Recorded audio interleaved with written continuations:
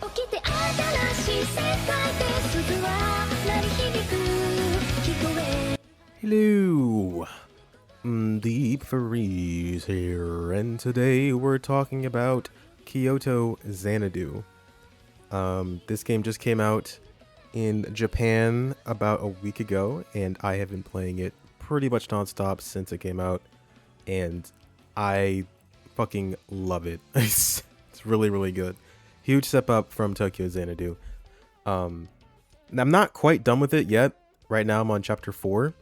So I think there's like 2 or maybe just one more chapter left. It's not too much longer now, but I wanted to make a first impressions and thoughts video. I wanted to do it earlier, but honestly I was just so addicted to playing the game I couldn't stop, which I think is a pretty good signifier for how much I enjoyed it, at least so far. So yeah, let's just talk about Kyoto Xanadu, right? Of course, there might be minor spoilers for a later portion of the game, specifically around Chapter 2, if you know what I'm talking about. So if you don't want to get spoiled like at all, then I would highly recommend either saving this for later or, you know, just not watching it.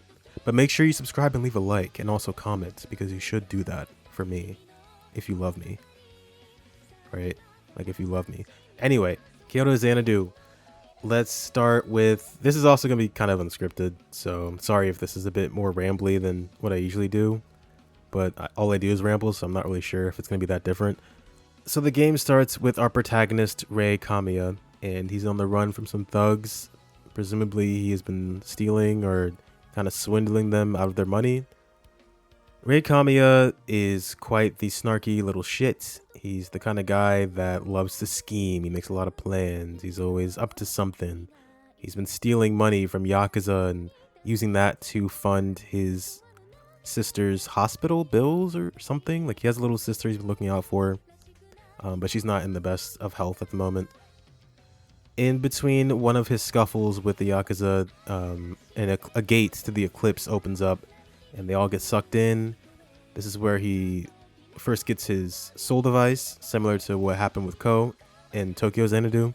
He fights a bunch of greeds. He fights an extra strong greed at the end, which was definitely something that should have been out of his skill level, but he still was able to do it. So it shows that he has the potential, you know. He's just strong. Stronger than the usual wielder. After that whole kerfuffle, the principal of Hirosaka Academy ends up taking him in, nursing him back to health, and then chooses to enroll him at Hirosaka because she sees potential in him. And also there is the well, there's a lot going on actually.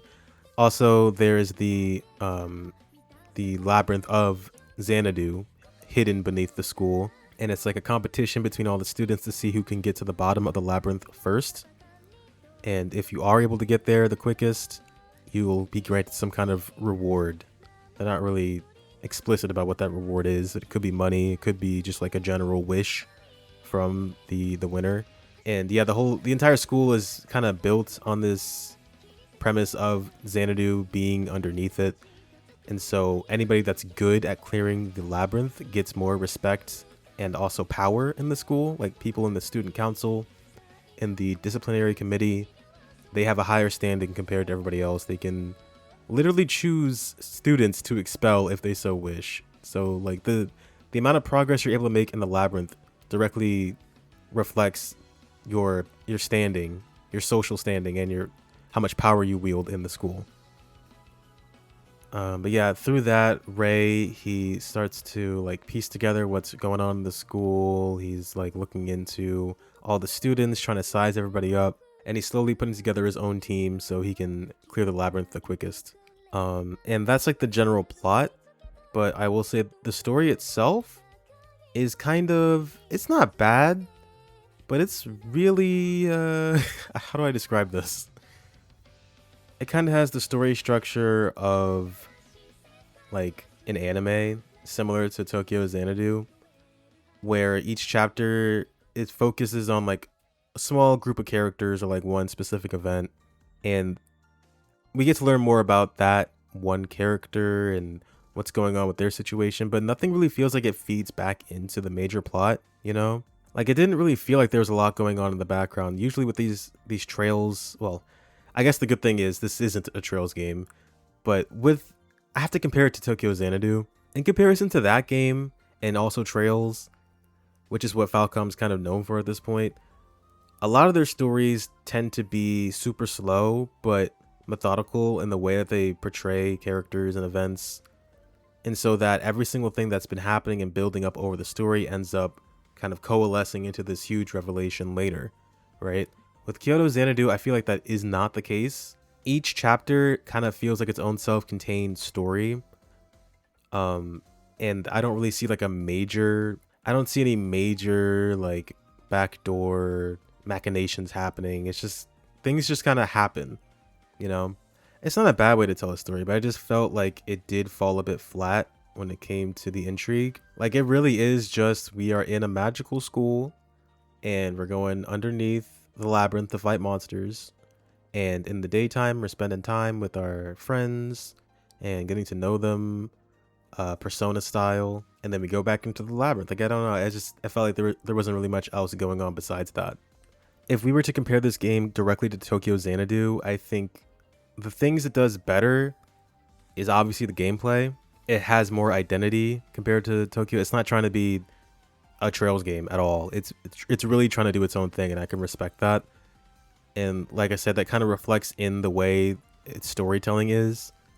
It's not too long. It's not too drawn out for the most part. It's not trying to build itself up to be something crazy like Tokyo Xanadu was. You don't spend a ton of time interacting with NPCs. It's very quick going around the town and talking to friends and just getting your power-ups and your bonuses and then just moving on to the next day. It's very, very quick. I can appreciate that a lot. If Tokyo Xanadu was the slow burn game, Kyoto Xanadu would definitely be the quick burn. Would you call it a quick burn?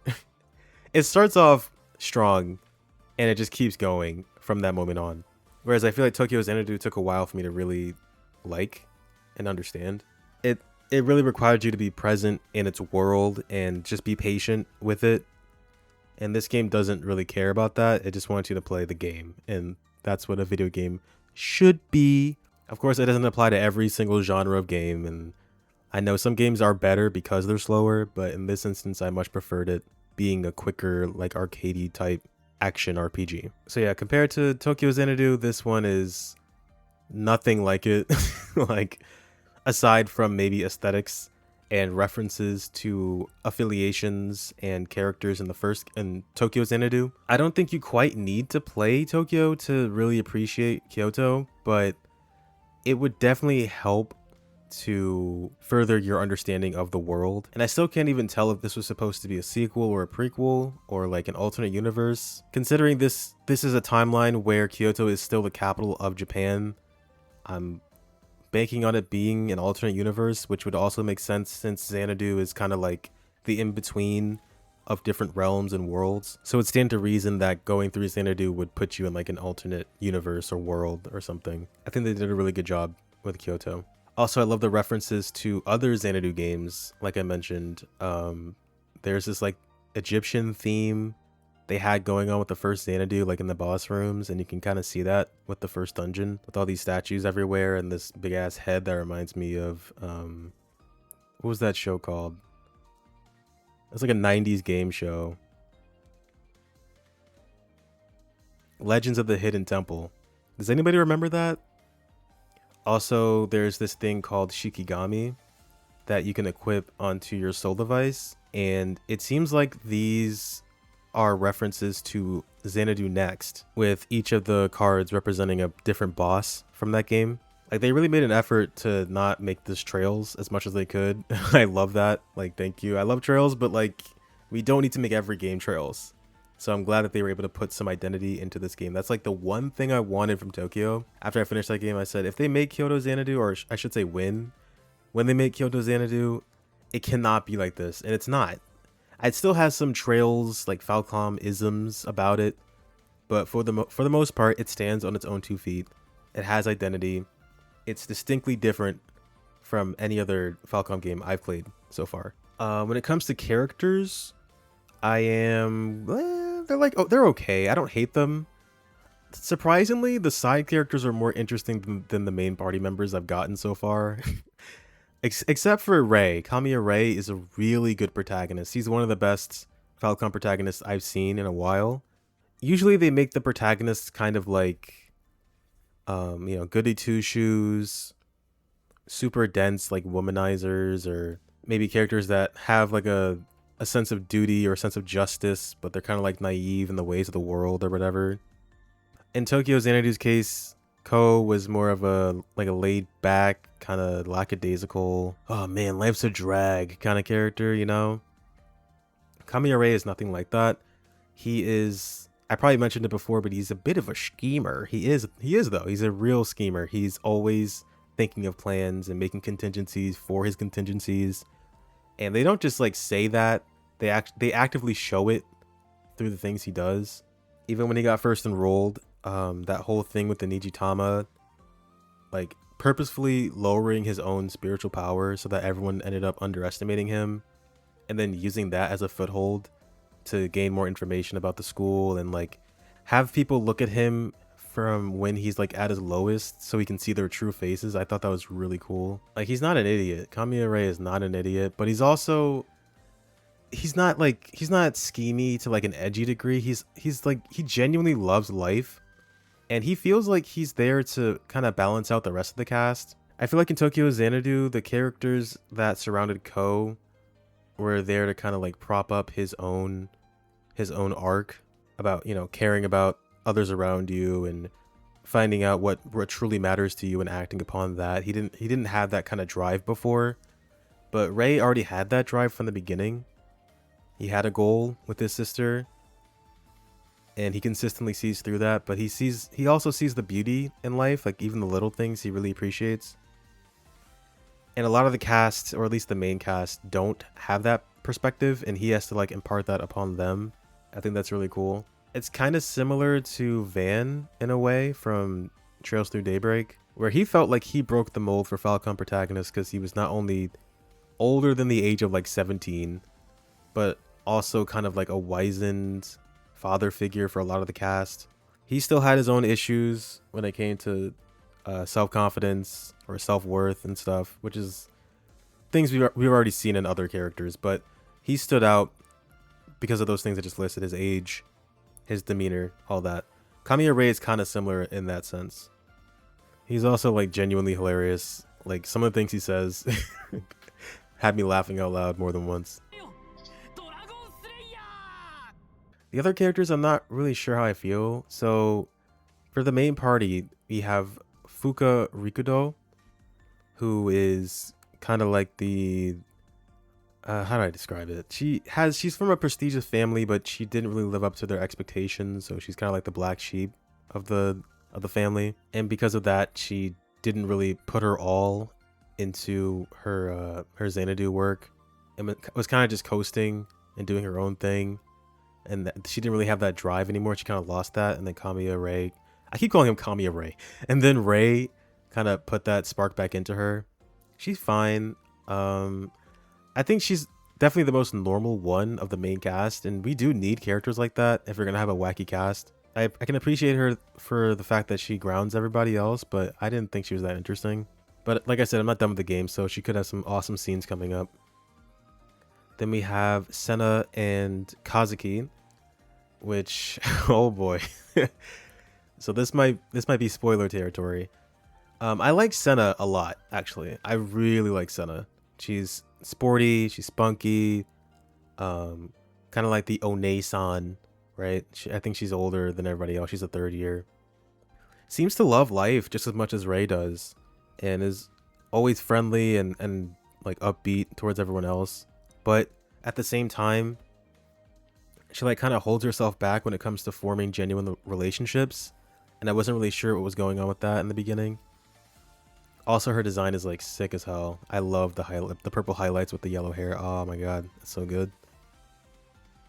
And then we have her brother Kazuki, who is, for lack of a better term, he's not like Kanji.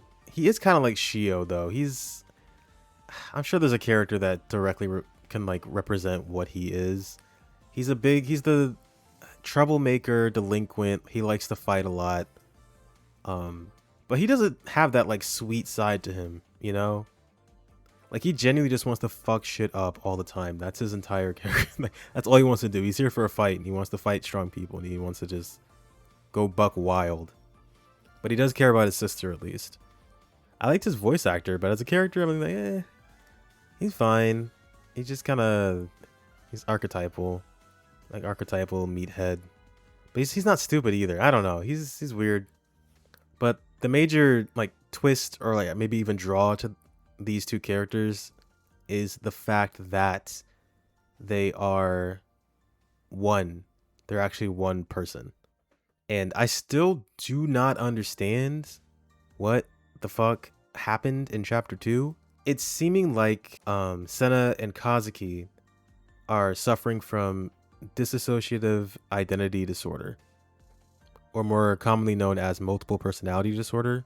But from her backstory, when she was giving her little monologue about what happened in the past, it seemed as if Senna and Kazuki were always one person, like from birth, right? Like from birth, they were always one person. And what really set off the event of Senna and both Senna and Kazuki, what set them off for pushing everyone away and trying to keep their distance, was the fact that the one friend that they had that genuinely understood them and made an effort to appreciate both Senna and Kazuki as separate people, and like she was like an actual friend to them and didn't judge them, she ended up getting bullied in place of them. And it took such a mental toll on her that she had to move, transfer schools, and then she sent a letter to Senna saying, "I'm sorry, I tried my best to protect you. I just couldn't handle it. I'm sorry."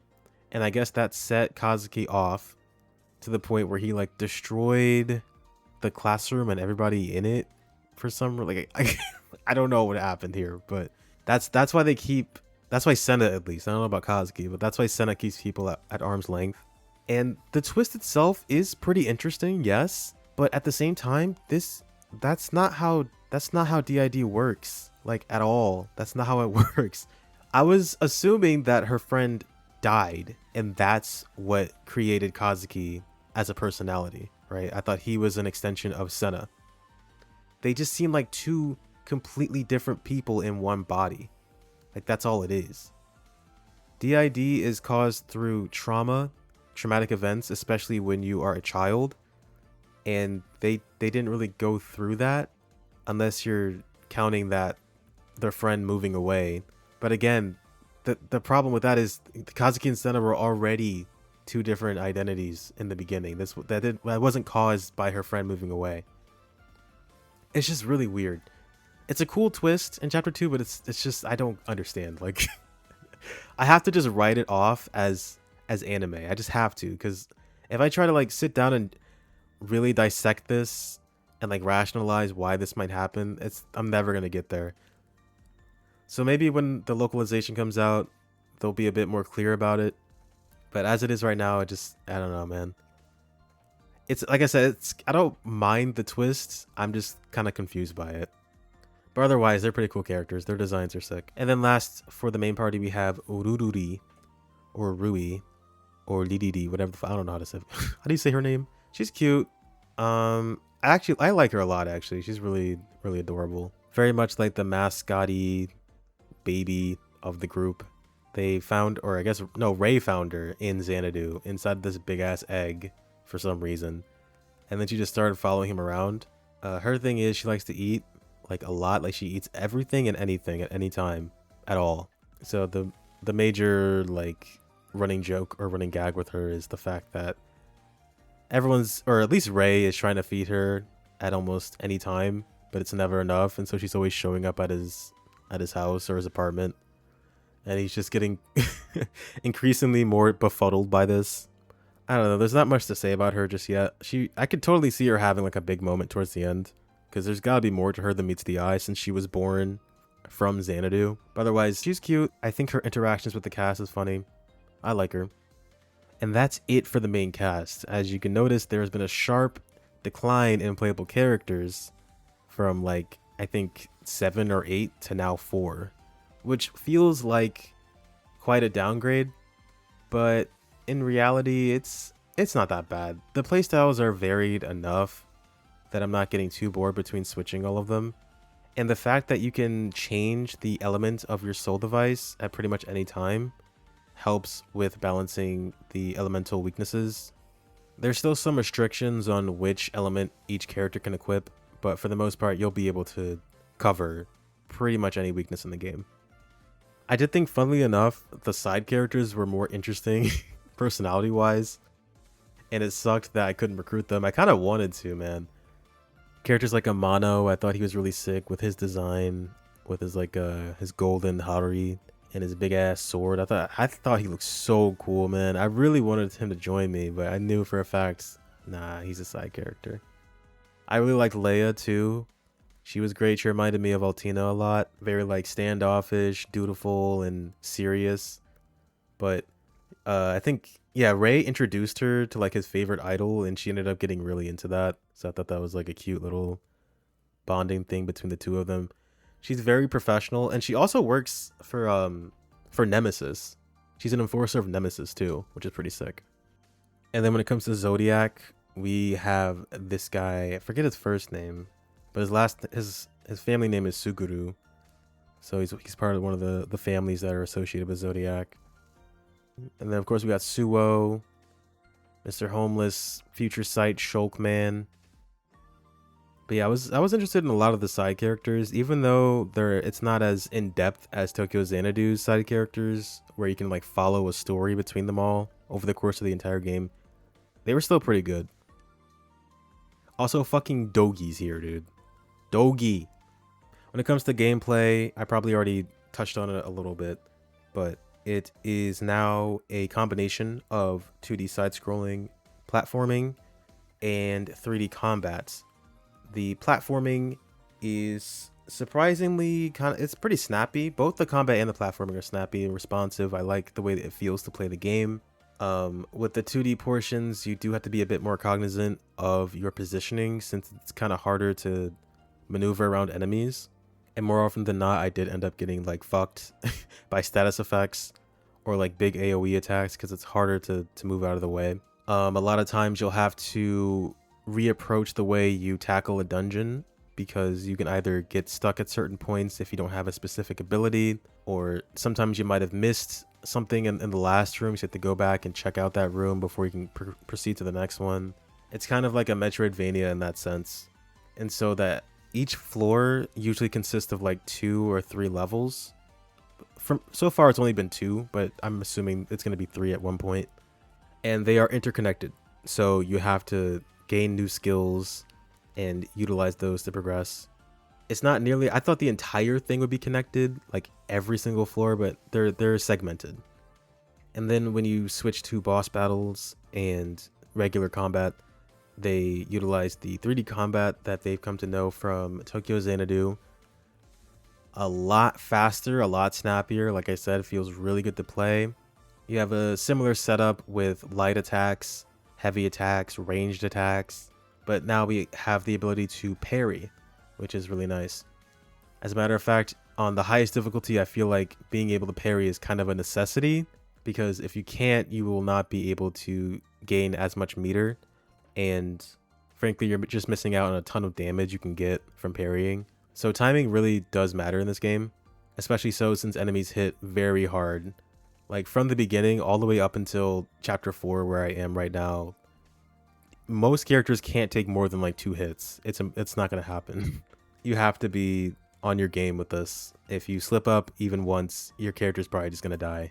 But I didn't mind the difficulty. It felt fast paced for what it was, and I enjoyed pretty much all the combat sections. In the daily life portion, there are a few different mechanics you can utilize to strengthen your characters.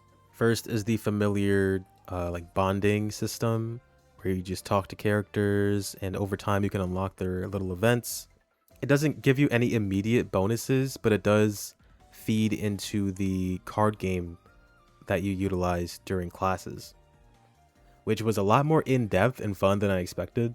So each character you meet that at least has a portrait and a name, they all have like a support card tied to them that you obtain. And you can use these support cards during the card sections to give yourself like buffs or like draw cards or increase the amount of stats you're gaining.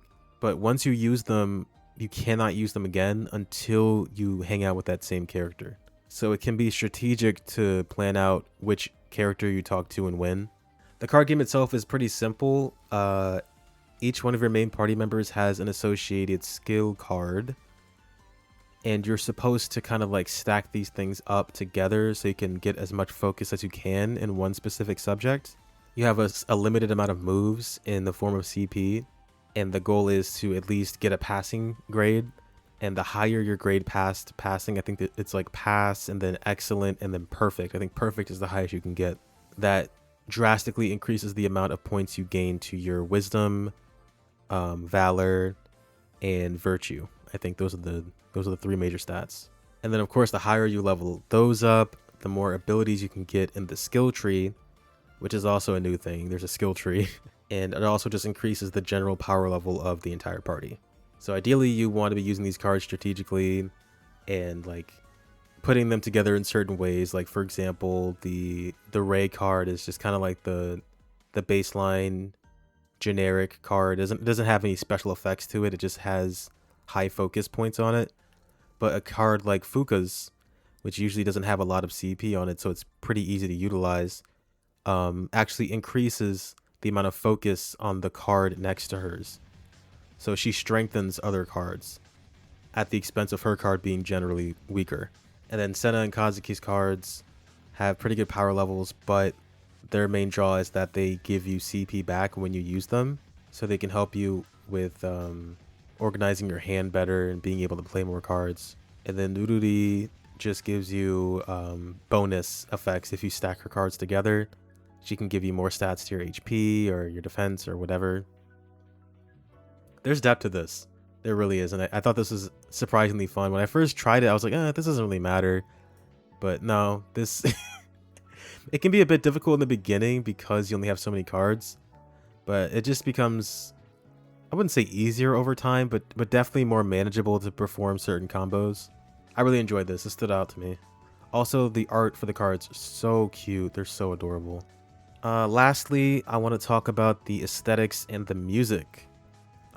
Music-wise, I don't know, man. This isn't a bad soundtrack, but I'm very mixed on it. There are a few tracks I liked, and I'm probably playing the few ones I did like over the course of this video. But a lot of them were hit or miss. Like there were some Koguchi clappers, right? And there were some Singa stinkers. But I feel like the tracks that I really enjoyed were like a small handful of like a game with 90 plus tracks. It felt like the Daybreak 2 of game soundtracks to me, where Daybreak 2 has some of the worst songs ever fucking conceived on this planet, but the other half of it are some of the best songs ever conceived on this fucking planet. It's like the ultimate mixed bag. This gave me some of those vibes.